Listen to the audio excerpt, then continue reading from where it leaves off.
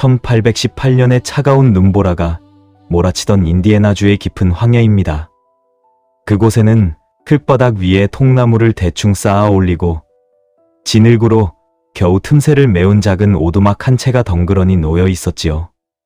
말이 좋아 집이었지. 사실은 거센 바람이 불 때마다 벽 사이로 마른 풀과 흙먼지가 사정없이 들이치는 이태로운 곳이었습니다. 그 좁고 어두운 방 한 구석에 9살 난 소년 에이브러햄 링컨이 몸을 잔뜩 웅크린 채 앉아 있습니다. 거친 삼배 옷은 소년의 살결을 파고들듯 까칠했고 겨울바람에 터진 손등은 붉게 갈라져 피신기가 보였지요. 하지만 소년은 자신의 추위보다 침대 위에서 거친 숨을 내뱉는 어머니 낸시의 얼굴을 더 걱정스럽게 바라보고 있었습니다. 방 안에는 눅눅한 집 냄새와 타다 남은 장작 연기, 그리고 정체를 알 수 없는 병마의 서늘한 기운만이 가득했습니다. 당시 개척지 사람들에게 사형 선고와도 같았던 우유병이라는 무서운 병이 어머니를 덮친 것이었습니다. 독초를 먹은 소의 우유를 마시면 걸리는 이 병은 의사조차 없던 황야에서 그저 운명에 맡길 수밖에 없는 괴질이었지요. 소녀는 어머니의 이마에 맺힌 식은땀을 닦아내며 그녀가 다시 일어나 예전처럼 성경 이야기를 들려주기를 간절히 바라고 또 바랐습니다. 어머니 낸시는 비록 글을 읽지는 못했지만 가슴속에 담아둔 신비로운 이야기들을 아들에게 들려주며 소년의 마음에 보이지 않는 빛을 심어주던 따뜻한 분이셨으니까요. 창밖으로 힘없이 떨어지는 낙엽 소리만이 정적을 깨우던 어느 날 오후였습니다. 어머니는 가느다란 손을 뻗어 소년의 작고 거친 손을 꼭 잡았습니다. 그리고 아주 낮은 목소리로 마치 마지막 남은 생명의 불꽃을 모두 끌어모으듯 이렇게 속삭였습니다. 에이브야, 남을 돕는 사람이 되어라. 그리고 언제나 하늘을 공경하고 사랑해야 한다. 이것이 소년이 들은 어머니의 마지막 유언이었습니다. 어머니의 온기가 서서히 식어갈 때 9살 링컨은 처음으로 이 세상에서 가장 깊은 슬픔인 상실이라는 감정을 마주하게 되었습니다. 그런데 당신은 상상할 수 있으신가요? 어린 소년이 겪어야 했던 그 다음의 일들을 말입니다. 장례식은 초라하기 그지없었습니다. 아버지는 통나무를 깎아 관을 만들었고 소년은 아버지를 도와 그 관에 박을 나무 못을 직접 깎아야 했습니다. 자신의 어머니를 담을 나무 상자를 제 손으로 준비해야 했던 그 소년의 마음은 얼마나 미어졌을까요? 제대로 된 비석 하나 세우지 못한 채 차가운 흙더미 속에 어머니를 묻고 돌아오던 길에 소년은 뒤를 돌아보고 또 돌아보았습니다. 그날 이후 링컨의 눈에는 평생 지워지지 않는 깊은 우울의 그림자가 깃들게 되었습니다. 하지만 우리가 여기서 주목해야 할 반전이 있습니다. 사람들은 훗날 링컨의 슬픈 눈빛과 고요함을 사랑했지만 그 슬픔의 시작이 이 황량한 숲속의 무덤가였다는 사실을 아는 이는 많지 않습니다. 어머니의 빈자리는 소년의 삶에 거대한 구멍을 냈지만 역설적으로 그 구멍은 세상을 향한 깊은 동정심이 흘러 들어오는 통로가 되었습니다. 고통을 뼈저리게 아는 사람만이 타인의 눈물을 닦아줄 수 있다는 그 깊은 지혜를 링컨은 가장 잔인한 방식으로 배우게 된 셈입니다. 어머니를 잃은 뒤 소년은 한동안 말을 잃었지만 대신 책이라는 새로운 친구를 만났습니다. 종이가 귀에 나무판자의 수초로 글씨를 쓰며 익힌 단어들은 어머니가 남긴 빈자리를 채워주는 유일한 위로가 되어주었지요. 밤마다 벽난로에 사그라지는 불빛에 의지해 책을 읽던 소년의 모습은 마치 어둠 속에서 아주 작은 빛의 줄기를 찾는 구도자와도 같았습니다. 당신도 혹시 인생에서 도저히 감당할 수 없는 상실을 겪으며 모든 것이 끝났다고 생각한 적이 있으신가요? 소년 링컨이 차가운 이불 속에서 어머니의 온기를 그리워하며 밤을 지새웠던 것처럼 우리 역시 각자의 이유로 외로운 밤을 보내고 있을지도 모릅니다. 하지만 링컨은 그 고독의 시간을 통해 자신만의 단단한 내면을 가꾸기 시작했습니다. 그가 훗날 수많은 비난과 전쟁의 포화 속에서도 흔들리지 않았던 비결은 바로 어린 시절의 지독한 슬픔을 통과하며 다져진 마음의 근육 덕분이었습니다. 그는 슬픔을 없애려 애쓰는 대신 슬픔과 함께 다정하게 걷는 법을 배웠습니다.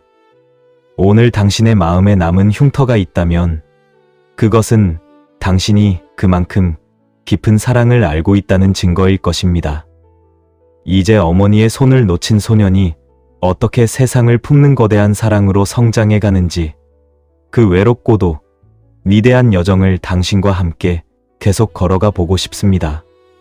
어머니를 차가운 땅에 묻고 돌아온 9살 소년 에이브러햄에게 세상은 그저 끝없이 넓고 황량한 벌판일 뿐이었습니다. 어린 나이에 마주한 그 거대한 상실감은 소년의 마음에 도저히 메울 수 없는 깊은 구멍을 남기고 말았지요. 하지만 당신도 인생을 살아오며 느끼셨겠지만 우리 인간은 그 텅 빈 구멍을 무언가로 채우려 애쓰는 순간부터 비로소 진짜 성장을 시작하곤 합니다. 소년 링컨에게 그 빈자리를 채워준 것은 다름 아닌 낡고 해진 책 한 권이었습니다. 그 시절 인디애나의 거친 개척지에서 책이라는 것은 어쩌면 금덩어리보다 더 귀한 대접을 받았습니다. 사람들은 그저 먹고 살기 위해 나무를 베고 땅을 일구느라 정신이 없었고, 종이 위에 적힌 검은 글자들은 배고픔을 해결해주지 못하는 사치품처럼 여겨지곤 했으니까요. 하지만 링컨은 조금 달랐습니다. 그는 낮에 쟁기질하며 소를 몰다가도 잠시 숨을 돌리는 틈이 생기면 주머니에서 낡은 책을 꺼내 들었습니다. 모두가 고단한 몸을 이어 잠든 깊은 밤에도 타다 남은 벽난로의 발그레한 불빛에 의지에 엎드려 있는 소년의 그림자는 늘 길게 늘어져 있었지요. 종이가 너무 귀해서 나무 판자에 수치로 글씨를 쓰고 그 판자가 까맣게 가득 차면 칼로 얇게 깎아내어 다시 글을 쓰던 아이였습니다. 소년에게 배움이란 건 단순히 지식을 얻는 것이 아니라 자신을 가두고 있는 이 답답한 통나무집의 벽을 허물고 더 넓은 세상으로 나가는 유일한 창문이었던 셈입니다. 그런데 여기서 링컨의 인생을 바꾼 아주 특별한 사건이 하나 일어납니다. 링컨은 이웃 마을에 사는 농부에게서 조지 워싱턴의 전기를 빌려오게 되었지요. 그는 그 책을 마치 보물단지처럼 가슴에 품고 집으로 돌아왔습니다. 밤늦게까지 희미한 달빛 아래서 책을 읽다가 너무나 소중한 나머지 베개 옆 벽 틈새에 책을 꼭 끼워두고 잠이 들었습니다. 그런데 그날 밤 야속하게도 거센 비바람이 몰아쳤습니다. 통나무 벽 사이의 틈새로 빗물이 들이쳤고 아침에 눈을 뜬 소년이 발견한 것은 물에 퉁퉁 불어 엉망이 된 책의 처참한 모습이었습니다. 당신이라면 그 순간 어떤 마음이 드셨을까요? 남의 귀한 책을 망쳤다는 죄책감과 다시는 이런 기회를 얻지 못할지도 모른다는 공포가 어린 가슴을 조여왔을 것입니다. 하지만 소년 링컨은 비겁하게 도망치지 않았습니다. 그는 젖은 책을 들고 주인을 찾아가 정직하게 고개를 숙였습니다. 저에게는 이 책값을 물어드릴 돈이 없습니다.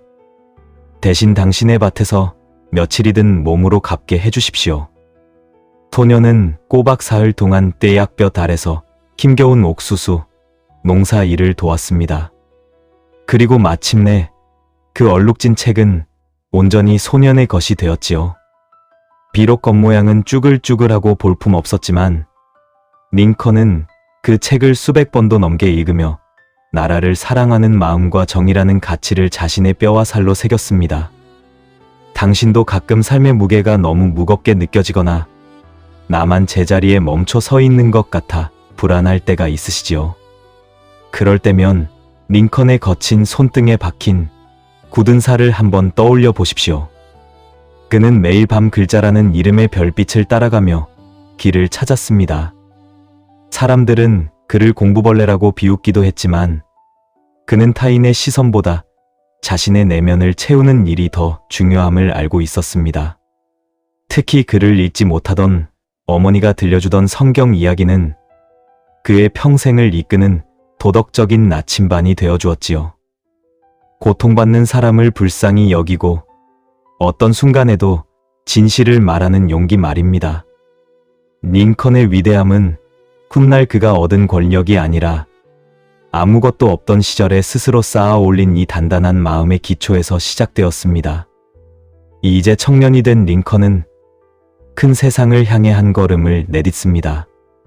그곳에서 그는 자신의 인생을 송두리째 바꿔놓을 운명적인 첫사랑 앤 러틀리지를 만나게 됩니다. 과연 그 사랑은 청년 링컨의 삶을 어떻게 뒤흔들어 놓았을까요? 이제 우리는 청년 링컨의 발걸음을 따라 일리노이주의 작은 마을인 뉴세일럼으로 함께 가보려 합니다. 상가몬 강변의 언덕 위에 자리 잡은 이 평화로운 마을은 당시 새로운 삶을 꿈꾸던 개척민들에게는 희망의 땅과도 같았지요. 22살의 청년 링컨이 이곳에 처음 도착했을 때 그의 손에 들린 것이라고는 등에 짊어진 작은 보따리 하나뿐이었습니다. 키가 유난히 크고 팔다리가 길어 어딘가 조금은 어색해 보였던 이 청년은 마을의 온갖 굳은 일을 도맡아 하며 서서히 사람들의 마음속으로 스며들었습니다. 그리고 그곳에서 그의 생애 가장 찬란하고도 가슴 아픈 계절을 선사할 한 여인을 만나게 됩니다. 마을 주막의 딸이었던 따뜻한 성품의 앤 러틀리지였습니다. 앤은 그 척박한 황야에서 보기 드문 고결함과 다정함을 지닌 여성이었습니다. 링컨이 주막 식탁 한 구석에서 희미한 등불을 밝히고 문법 책을 읽고 있을 때면 그녀는 말없이 다가와 김이 모락모락 나는 따뜻한 차 한 잔을 내려놓곤 했지요. 두 사람은 금세 서로의 마음을 확인했습니다. 링컨은 그녀에게 자신이 책에서 배운 넓은 세상 이야기를 들려주었고 앤은 그가 가진 깊은 고독의 냄새를 유일하게 알아봐 준 사람이었습니다. 사람들은 그저 링컨의 투박한 겉모습만 보았지만 앤은 그 거친 껍데기 속에 숨겨진 맑고 정교한 영혼의 세계를 들여다보았습니다. 해지력 오렌지빛으로 물든 강가를 함께 걸으며 링컨은 자신의 서툰 농담도 가슴 깊이 간직해온 정치에 대한 꿈도 모두 털어놓았습니다. 어머니를 잃은 뒤 늘 가슴 한구석을 시리게 했던 차가운 바람이 그녀의 미소 앞에서 잠시 멈추는 것만 같은 포근한 나날이었습니다. 하지만 운명은 어찌 이리도 가혹한 것일까요? 1835년의 여름은 유난히 덥고 습해 마을 곳곳에 무서운 열병이 번지기 시작했습니다. 불행히도 그 병만은 앤의 집 문턱을 넘었고 그녀는 장티푸스라는 고약한 병에 걸려 앓아누웠습니다. 링컨은 일도 손에 잡히지 않은 채 매일 그녀의 집 밖을 서성였습니다. 방문 너머로 들려오는 가느다란 숨소리를 들으며 그는 자신이 읽었던 그 수많은 책 속에 사랑하는 사람을 지키는 방법은 왜 적혀 있지 않은지 절망하고 또 절망했습니다. 8월의 어느 무더운 오후, 앤은 마지막으로 링컨을 불러 가느다란 손을 잡았습니다. 그녀가 세상을 떠나고 흙 속에 묻히던 날, 링컨의 삶은 온통 검은색으로 물들었습니다. 비가 내리는 날이면 그는 그녀의 무덤가로 달려가 울부짖으며 소리쳤습니다. 차가운 빗물이 그녀의 몸을 적시는 것을 참아 볼 수가 없구나. 나도 그 흙 속으로 들어가고 싶다. 친구들은 그가 혹여나 스스로 목숨을 끊을까 두려워 주변의 칼과 면도날을 모두 숨겨야만 했습니다. 당신도 인생의 어느 길목에서 세상의 모든 빛이 꺼져버린 것 같은 캄캄한 어둠을 경험해 보신 적이 있으시지요? 링컨에게 앤의 죽음은 단순한 이별이 아니라 자신이 세상과 연결되어 있다고 믿었던 유일한 끈이 끊어지는 고통이었습니다. 그는 수개월 동안 어둠의 터널 속을 헤매었지만 역설적이게도 이 지독한 슬픔의 밑바닥에서 링컨의 마음은 더욱 깊어지고 단단해졌습니다. 그는 인간의 고통이 얼마나 깊은 것인지 뼈저리게 느꼈고 그 눈물은 훗날 전쟁으로 찢긴 사람들의 상처를 어루만지는 부드러운 손길이 되었습니다. 지독한 우울증은 평생 그를 괴롭혔지만 동시에 타인의 아픔을 자신의 것처럼 느끼는 위대한 동정심의 원천이 되었습니다. 이제 링컨은 그 무거운 슬픔을 가슴에 품고 고통받는 시대의 아픔을 치유하기 위해 더 넓은 세상인 스프링필드로 향합니다.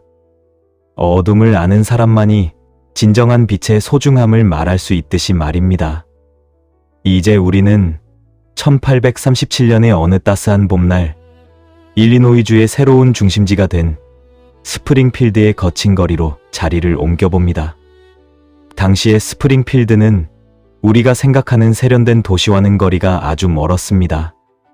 비가 조금만 내리면 길은 온통 진흙탕으로 변해 말들의 무릎까지 푹푹 빠지기 일쑤였고 거리에는 가축들의 냄새와 건물을 짓느라 날리는 폿밥 먼지가 뒤섞여 떠다녔지요.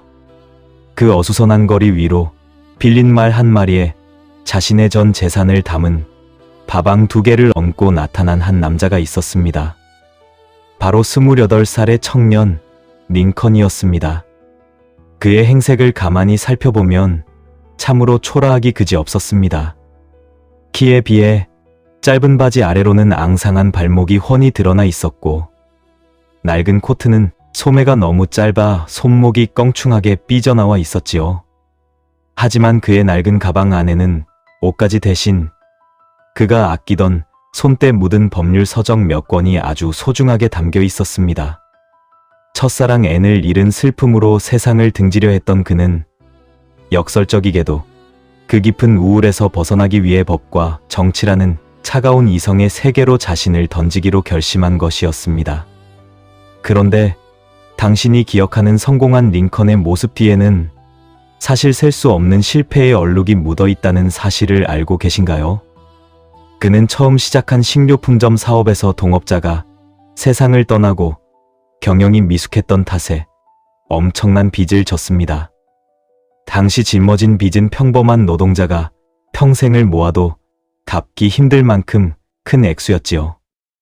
링컨은 그 빚을 나라의 빚이라 부르며 농담처럼 넘기려 했지만 실제로 그 무거운 채무는 십수년 동안 그의 어깨를 짓누르는 보이지 않는 사슬이었습니다. 그가 변호사 일을 하며 번 푼돈을 모으고 또 모아 마지막 빚을 다 갚았을 때 그의 머리카락은 이미 허옇게 희끗해진 뒤였습니다. 정치적인 여정 또한 가시밭길 그 자체였습니다. 주의원 선거에서 떨어지고 국회의원 선거에서도 연거푸 고배를 마시는 일이 반복되었지요. 사람들은 그의 괴상한 외모와 가난한 배경을 대놓고 조롱했습니다. 세련된 정치가들이 화려한 말솜씨로 대중을 홀릴 때 링컨은 투박한 사투리와 서툰 몸짓으로 단상에 서야 했습니다. 그는 가끔 자신의 실패를 돌이켜보며 일기장에 이렇게 적기도 했습니다. 나는 지금 이 세상에서 가장 비참한 사람이다. 만약 나의 이 슬픔이 온 인류에게 골고루 나누어진다면 지구상에 웃는 얼굴은 단 하나도 남지 않을 것이다. 라고 말입니다. 그토록 많은 실패를 겪으면서도 링컨은 왜 정치를 포기하지 않았을까요? 우리가 놓치고 있던 사실은 그가 갈구한 것이 단순히 유명해지거나 권력을 얻는 것이 아니었다는 점입니다. 그는 법률가로 일하며 세상의 질서가 힘있는 사람들의 편에서만 돌아가는 것을 똑똑히 목격했습니다. 힘없는 농부들이 땅을 빼앗기고 억울한 누명을 써도 하소연할 곳 없는 현실을 보며 그는 깨달았습니다. 진정한 마음의 평화는 나 혼자 숲속에서 책을 읽는다고 얻어지는 것이 아니라 뒤틀린 세상을 바로잡으려는 치열한 싸움 끝에 오는 것임을 말이지요. 그의 집무실은 늘 어수선하기로 유명했습니다. 책상 위에는 서류들이 산더미처럼 쌓여 있었고 그 유명한 높은 실크 모자 안에는 언제나 메모지들이 가득했습니다. 그는 길을 걷다가도 혹은 누군가와 대화를 하다가도 떠오르는 생각이 있으면 모자를 벗어 그 안에 적어 넣곤 했습니다. 사람들은 그가 정신없다고 생각했지만 사실 그것은 링컨이 자신의 머릿속을 괴롭히는 고통스러운 잡념들을 다스리는 그만의 방식이었습니다.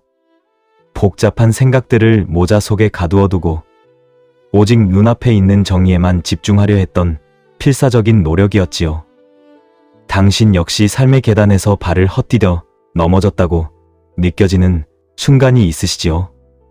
정성껏 준비한 일이 어긋나거나 믿었던 사람에게 마음을 다치거나 혹은 경제적인 어려움으로 앞이 캄캄해지는 그런 날들 말입니다. 그럴 때 우리는 링컨의 이 낡은 실크 모자를 떠올려 보면 좋겠습니다. 그는 자신의 실패를 부끄러워하거나 숨기지 않았습니다.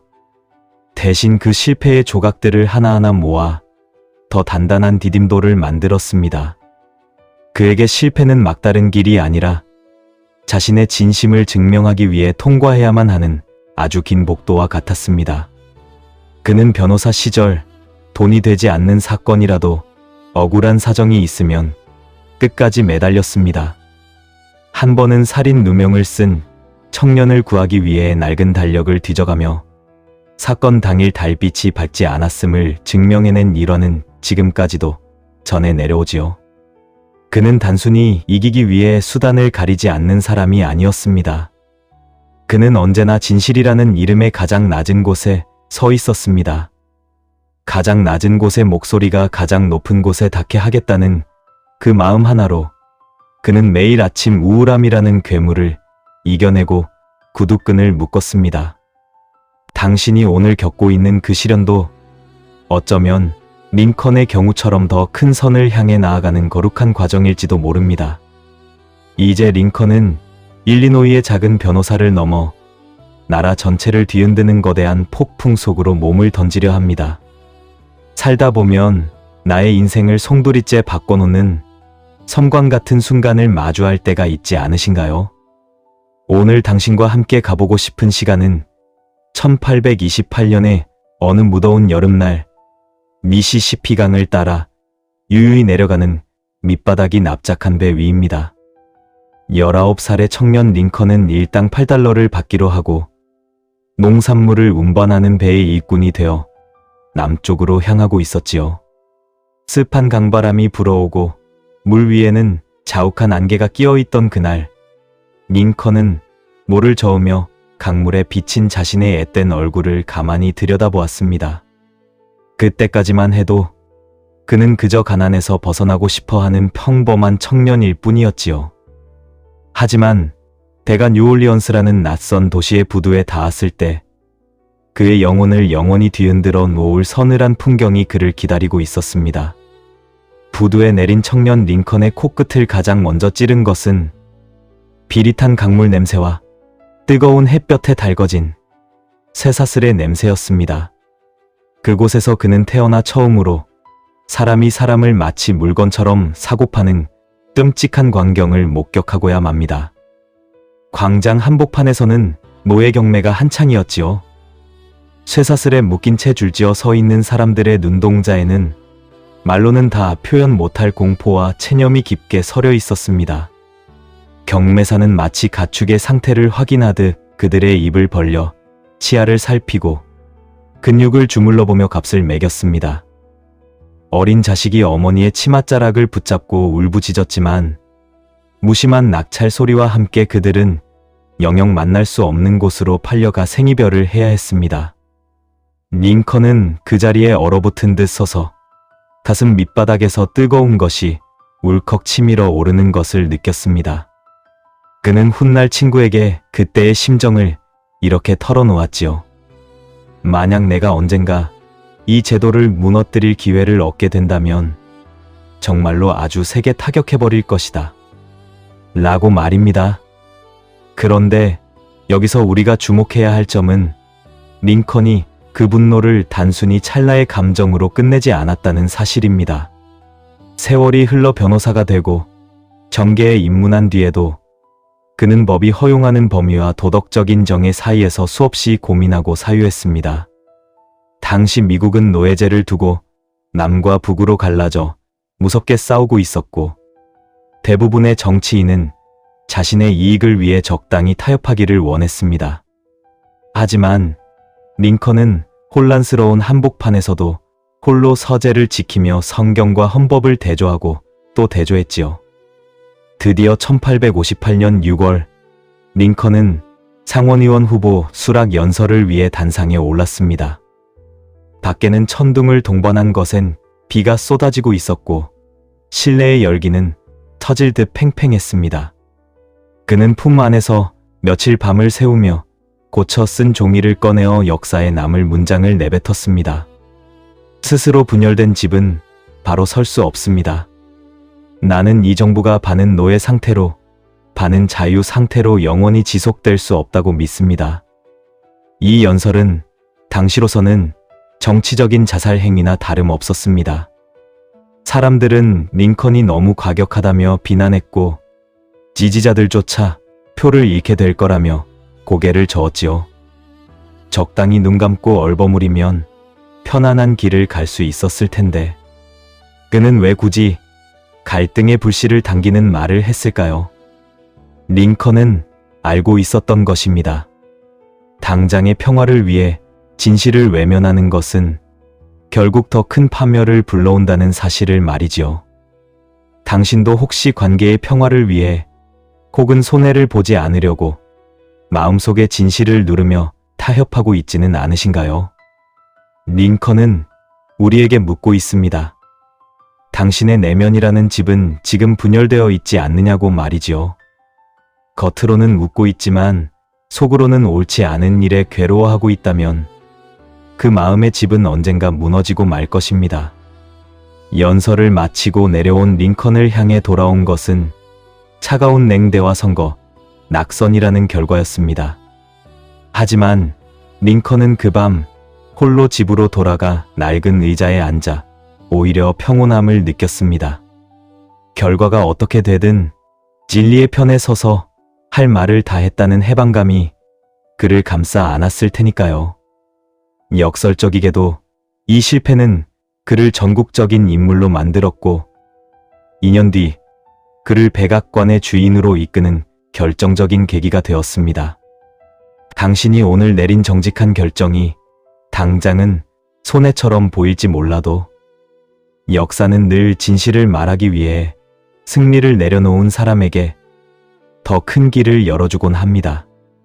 이제 링컨은 한 가정의 가장이나 변호사를 넘어 폭풍우가 몰아치는 바다 위에 뜬 난파선의 선장이 되려 합니다. 전쟁이라는 거대한 시련 앞에서 그가 어떻게 자신의 양심을 지켜냈는지 그 외로운 결단의 시간을 계속해서 따라가 보겠습니다.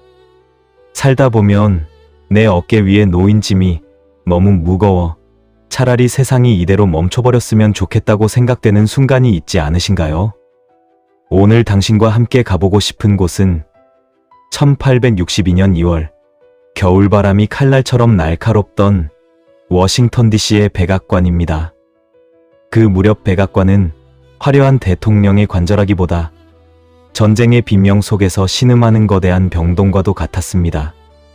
창밖으로는 군사들의 거친 말발굽 소리가 끊이지 않았고, 집무실 책상 위에는 매일같이 전사자들의 명단이 산더미처럼 쌓여 있었지요. 하지만 그해 겨울 링컨의 가슴을 가장 시리게 했던 것은 전장의 총성이 아니었습니다. 바로 2층 침실에서 들려오는 어린 아들의 가느다란 기침 소리였지요. 그가 목숨보다 아꼈던 11살 난 아들 윌리가 무서운 장피푸스에 걸려 사경을 헤매고 있었던 것입니다.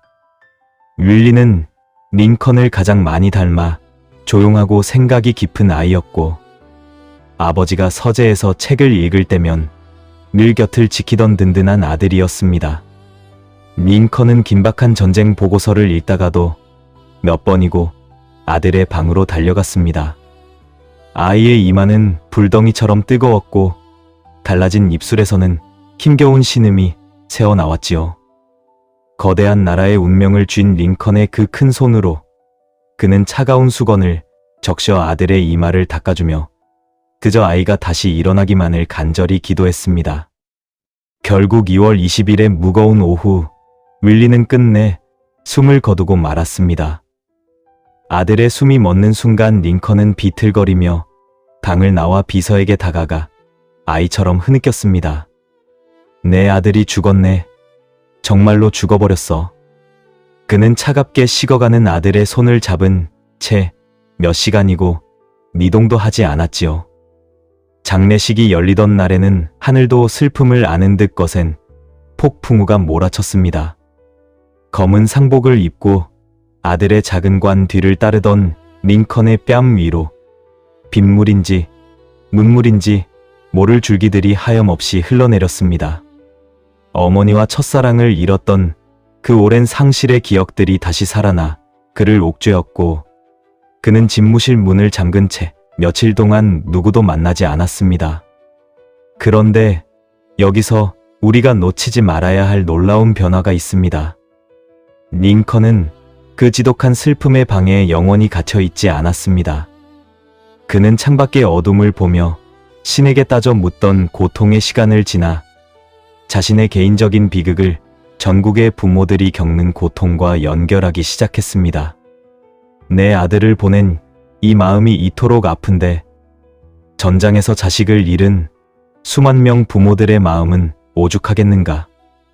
그는 자신의 상처를 통해 타인의 상처를 온몸으로 느끼는 공감의 철학을 완성해 나간 것입니다. 이전까지의 링컨이 자신의 의지로 세상을 바꾸려 했던 정치가였다면, 이제는 역사의 거대한 흐름 앞에 자신을 겸허히 내맡기는 깊은 지도자로 거듭나게 된 것이지요. 당신의 마음속에도 혹시 윌리의 방처럼 닫혀있는 슬픔의 공간이 있지는 않으신가요? 링컨은 우리에게 말해줍니다. 그 슬픔이 당신을 무너뜨리게 두지 말고 오히려 그 슬픔을 통해 옆에 있는 사람의 눈물을 닦아줄 손을 내밀라고 말입니다. 가장 깊은 고독을 경험해 본 사람만이 비로소 가장 넓고 따뜻한 위로를 건넬 수 있는 법이니까요. 링컨은 아들을 가슴에 묻은 그 아픈 손으로 다시 펜을 들어 수백만 노예의 쇠사슬을 끊어낼 해방 선언문과 증오를 녹여낼 위대한 연설문을 써 내려갔습니다. 가장 어두운 밤을 지나온 사람만이 새벽의 소중함을 말할 수 있듯이, 이제 링컨은 인류 역사상 가장 위대한 용서와 통합의 순간을 향해 묵묵히 걸어갑니다. 살다 보면 누군가에게 진심을 전하고 싶어 수많은 말을 쏟아냈지만 정작 상대의 마음에는 닿지 않아 허탈했던 적이 있지 않으신가요? 가장 화려한 말들이 오히려 가장 공허하게 들릴 때가 있는 법이지요. 오늘 당신과 함께 가보고 싶은 곳은 1863년 11월 19일 펜실베이니아주의 작은 마을 게티즈버그의 황량한 언덕입니다. 불과 넉 달 전만 해도 이곳은 수만 명의 청년들이 서로에게 총을 겨누며 피를 흘렸던 인류 역사상 가장 잔혹한 전쟁터였습니다. 링컨이 기차를 타고 이곳에 도착했을 때 창밖으로 보이는 풍경은 차마 눈을 뜨고 볼 수 없을 만큼 처참했습니다. 땅은 여전히 핏자국으로 얼룩져 있었고, 급하게 파헤쳐진 흙더미 사이로는 이름 모를 병사들의 찢어진 군복 조각들이 바람에 쓸쓸히 펄럭이고 있었지요. 공기 중에는 여전히 화약 냄새와 죽음의 서늘한 기운이 무겁게 감돌고 있었습니다. 사실 당시 링컨의 몸 상태는 말이 아니었습니다. 얼굴은 핏기 없이 창백했고 눈 주위에는 지독한 피로가 짙게 깔려 있었지요. 기록에 따르면 그는 당시 가벼운 천연두를 앓고 있었거나 나라가 쪼개지는 보통의 지독한 신경쇠약 상태였다고 합니다. 하지만 그는 자신을 짓누르는 육체적 고통보다 이 차가운 땅에 잠든 수천 명의 영혼이 내뱉는 침묵의 외침을 더 크게 듣고 있었습니다. 그는 숙소에서 낡은 종이 한 장을 꺼내 들었습니다. 흔히들 그가 기차 안에서 대충 연설문을 썼다고 말하지만 사실 그는 백악관에서부터 이 짧은 문장들을 수십 번 고치고 다듬으며 자신의 온 영혼을 쏟아부었습니다. 증오로 가득 찬 이 땅에 어떤 말을 내놓아야 상처 입은 사람들의 마음이 치유될 수 있을지 그는 밤새 사색하고 또 사색했습니다. 연설 당일 행사장은 인산인해를 이루었습니다. 링컨이 단상에 오르기 전 당시 최고의 웅변가였던 에드워드 에버렛이 무려 2시간 동안이나 화려하고 장엄한 연설을 쏟아냈습니다. 그는 현란한 말씨로 남부군을 맹비난했고 북부군의 승리를 드높였지요. 청중들은 그의 말솜씨에 박수를 보냈지만 그 말들은 죽은 자들의 무덤 위를 공허하게 맴돌 뿐이었습니다. 마침내 링컨이 천천히 자리에서 일어났습니다. 키가 크고 야윈 그가 단상 앞으로 나아가자 군중 사이에서는 묘한 정적이 흘렀습니다. 그는 안경을 고쳐 쓰고 평소보다 조금 높은 목소리로 입을 열었습니다. 8파고도 7해 전 우리의 조상들은 이 대륙의 자유 속에 세워지고 모든 사람은 평등하게 창조되었다는 믿음 위에 새로운 나라를 세웠습니다. 그의 연설은 불과 272개의 단어, 시간으로는 딱 2분 만에 끝이 났습니다. 그런데 여러분, 연설이 끝나고 링컨이 자리에 앉았을 때 현장 분위기는 찬물을 끼얹은 듯 기이할 정도로 조용했습니다. 너무 짧았던 탓인지 사람들은 박수를 쳐야 할 타이밍조차 잡지 못했지요. 링컨은 곁에 있던 비서에게 이렇게 속삭였습니다. 연설이 실패했네. 사람들의 마음에 전혀 닿지 않은 것 같아. 그는 자신의 진심이 그저 허공으로 흩어져 버린 것이라 생각하며 깊은 자괴감에 빠졌습니다. 하지만 우리가 놓치고 있던 사실이 있습니다. 진정한 진리는 요란한 소리를 내지 않는 법입니다.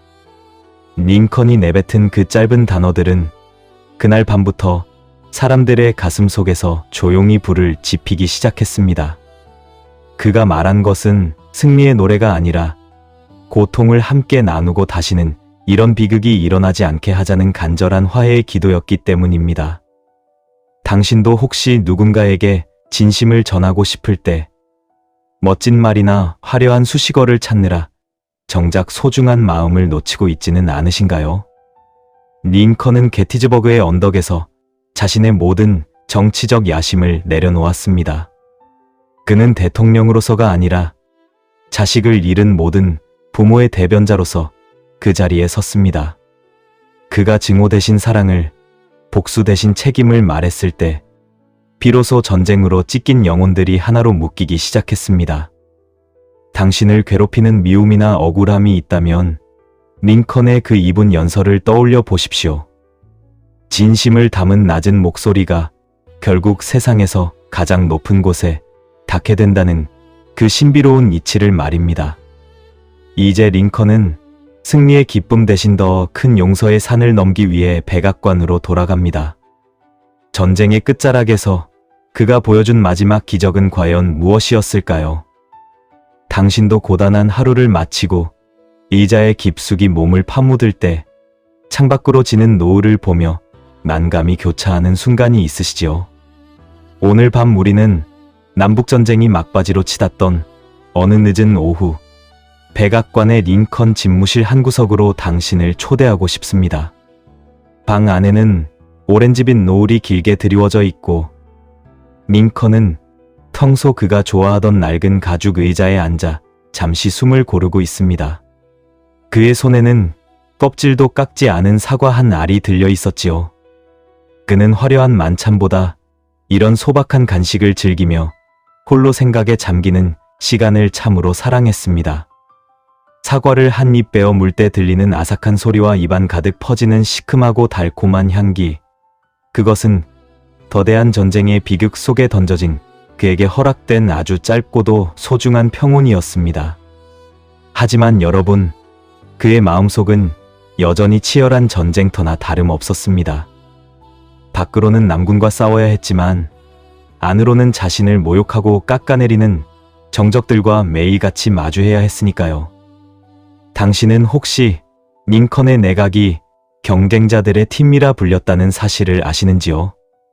그는 자신을 촌뜨기라 무시하고 고릴라 혹은 교활한 광대라고 손가락질했던 사람들을 오히려 나라의 살림을 맡기는 장관 자리에 앉혔습니다. 특히 국방장관이었던 에드윈 스탠턴은 링컨을 지독하게도 싫어했던 인물로 유명했지요. 과거에 링컨과 같은 사건을 맡았을 때도 그의 외모가 흉측하다며 대놓고 면박을 주었던 사람입니다. 하지만 대통령이 된 링컨은 주저없이 그를 선택했습니다. 자신의 개인적인 자존심을 지키는 것보다 벼랑 끝에 선 나라를 구하는 일이 훨씬 더 중요했기 때문입니다. 그런데 여기서 링컨이 보여준 위대한 반전이 있습니다. 비서들이 왜 당신을 그토록 미워하는 사람들을 곁에 두십니까? 그들을 제거해야 하지 않겠습니까? 라고 물었을 때 링컨은 그저 부드럽게 웃으며 이렇게 대답했습니다. 내가 적을 친구로 만들었을 때 나는 이미 적을 없앤 것이 아닌가요? 라고 말입니다. 이 짧은 대답 속에 링컨이 가진 지혜의 정수가 담겨 있습니다. 그는 타인을 미워하는 에너지가 얼마나 허망한 것인지, 그리고 복수라는 감정이 결국 자신의 영혼을 얼마나 갉아먹는지를 누구보다 잘 알고 있었습니다. 그는 상처받은 자존심이라는 무거운 짐을 과감히 내려놓기로 한 것입니다. 그 짐을 내려놓고 나니 비로소 상대방이 가진 능력이 보이기 시작했고, 그 능력을 나라를 위해 쓸 수 있는 넉넉한 마음이 생겨난 것이지요. 우리 역시 살다 보면 나를 비난하거나 나의 노력을 가로채가는 수많은 적들을 만나게 됩니다. 그럴 때마다 우리 마음속에도 복수의 불꽃이 타오르고 미움이라는 무거운 가방을 짊어진 채 뜬 눈으로 밤을 지새우기도 하지요. 하지만 링컨이 그랬던 것처럼 당신도 잠시 멈춰 서서 생각해보면 어떨까요? 그 미움을 계속 품고 가는 것이 과연 당신의 삶에 어떤 도움이 될지를 말입니다. 링컨은 전쟁의 승리가 눈앞에 왔을 때도 적들을 밟아버리는 대신 누구에게도 악의를 품지 말고 모두에게 자애로운 마음을 갖자 라며 용서의 손길을 먼저 내밀었습니다. 그는 복수라는 칼을 버리고 통합이라는 쟁기를 선택했습니다. 이제 링컨은 평생을 괴롭혔던 우울함과 전쟁의 압박감을 뒤로하고 비로소 평온한 미소를 지으며 아내와 함께 극장으로 향하는 마차에 오릅니다. 당신의 마음속에 있는 미움의 방도 이제는 조금씩 비워내시고 그 자리에 당신 자신을 위한 평온과 사랑을 채워보시는 건 어떨까요?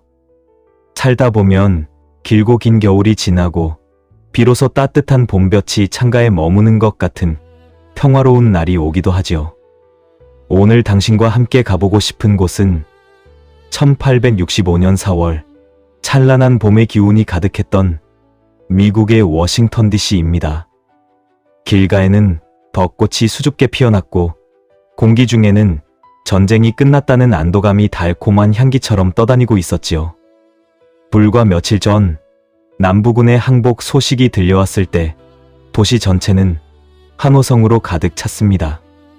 하지만 그 기쁨의 한복판에 서 있던 링컨의 마음 속에는 어쩐지 기이하고도 무거운 그림자가 드리워져 있었습니다. 그는 세상을 떠나기 며칠 전 아주 이상하고도 생생한 꿈을 하나 꾸었습니다. 꿈 속에서 그는 백악관의 고요한 복도를 홀로 걷고 있었지요. 어디선가 들려오는 슬픈 울음소리를 따라 어느 방으로 들어갔을 때 그는 그곳에 하얀 천으로 덮인 상여가 놓여 있는 것을 보았습니다. 링컨이 보초병에게 조용히 물었습니다. 누가 죽었기에 이리도 슬피 우는가? 보초병은 고개를 떨구며 대답했습니다. 대통령께서 돌아가셨습니다. 누군가 쏜 총에 맞으셨지요. 링컨은 이 꿈 이야기를 아내에게 들려주며 씁쓸한 미소를 지었습니다. 어쩌면 그는 자신의 시간이 얼마 남지 않았음을 본능적으로 느끼고 있었는지도 모릅니다. 하지만 그는 두려워하지 않았습니다. 오히려 그 무거운 전쟁의 짐을 이제는 내려놓을 수 있다는 사실에 아주 깊은 평온함을 느끼고 있었을 테니까요. 그 운명의 날인 4월 14일, 링컨은 평소보다 유난히 밝은 모습이었습니다. 오후에는 아내 메리의 손을 꼭 잡고 마차를 타며 따스한 산책을 즐겼지요. 그는 아내를 바라보며 다정하게 말했습니다. 여보, 드디어 전쟁이 끝났구려. 이제 우리도 조금은 행복해질 권리가 있어.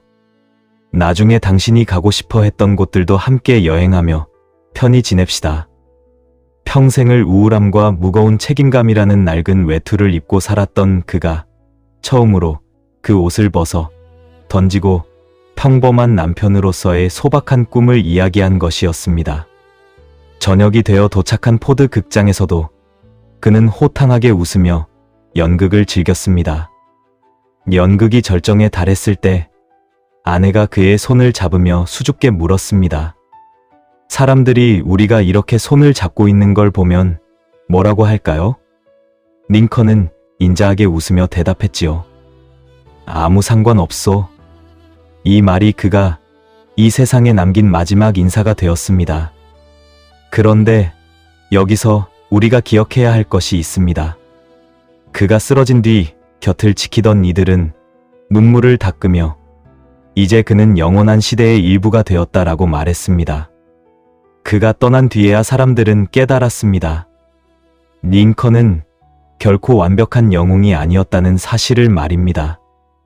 그는 지독한 우울증에 시달렸고 끊임없이 자신을 의심했으며 수많은 실패 앞에서 무릎을 꿇었던 연약한 한 인간일 뿐이었습니다.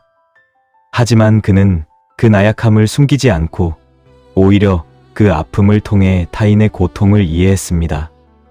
자신의 마음을 비워낸 자리에 미움 대신 용서를, 복수 대신 사랑을 채워 넣으며 갈라진 나라를 하나로 묶어냈던 것입니다. 당신도 지금 가슴 한구석에 남들에게 말 못할 무거운 짐을 지고 있지는 않으신가요? 링컨이 그 마지막 마차 안에서 느꼈던 그 짧은 평온을 당신도 느껴보셨으면 좋겠습니다. 우리가 쥐고 있는 수많은 걱정과 미움, 그리고 스스로를 채찍질하던 그 무거운 의무감들을 이제는 잠시 내려놓아 보십시오. 진정한 평화는 거창한 성공이 아니라 나의 부족함을 있는 그대로 받아들이고 곁에 있는 사람의 손을 따뜻하게 잡아주는 용기에서 시작됩니다. 링컨이 남긴 그 낡은 실크 모자와 주름진 얼굴이 오늘 당신에게 조용한 위로를 건넵니다. 참 잘 견뎌왔다. 그러니 이제는 마음 편히 쉬어라. 라고 말이지요. 그가 고통의 긴 터널을 지나 마침내 마주한 그 고요한 평온이 오늘 밤 당신의 머릿맡에 따뜻한 등불이 되어 머물기를 간절히 바랍니다.